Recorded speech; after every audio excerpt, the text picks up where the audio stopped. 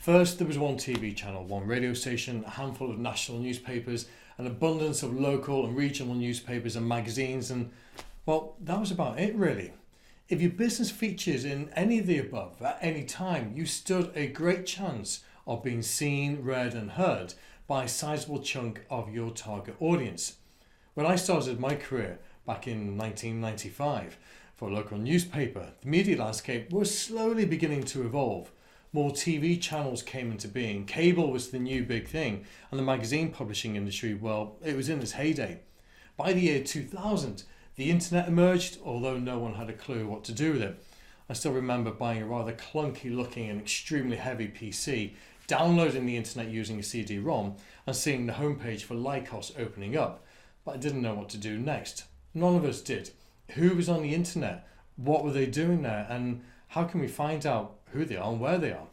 Google didn't have the answer because back then Google was less than 2 years old and was, like the rest of us, still trying to figure out what the hell this internet malarkey was all about and its potential for businesses, for people, for life. The last 2 decades have seen the most remarkable changes, and it's thanks to the internet. Today we have podcasts, vlogcasts, motion graphics, self-generated video content, e-newsletters, email, ebooks, social media, SEO, PPC, all of which sit side by side with their traditional counterparts of newspapers, magazines, TV and radio that still have a major role in serving as connectors between businesses and brands and their target audiences. But this has become a major headache for organisations. The greater the range of media opportunities available to their audiences, the harder it is for brands and businesses to reach and engage them. The noise has become deafening, and if you think we're at the tipping point now, you need to think again, because this is exactly what we all thought a decade ago, and look where we are now. Cutting through this increasingly audible noise is tough. Actually, it's really bloody hard, yet it is possible. In fact, it's more than possible. It's a simple case of understanding how to produce PR and creative and digital marketing that has the right appeal.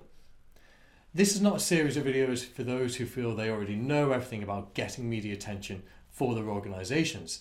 It's aimed squarely at those who are curious about how to improve the media results they get and get their messages seen, read and heard by more of the right people, more frequently and more effectively. And by effectively, we mean in ways that pique audience interest in what you do and help you gain greater influence on customer perception and their buying decisions.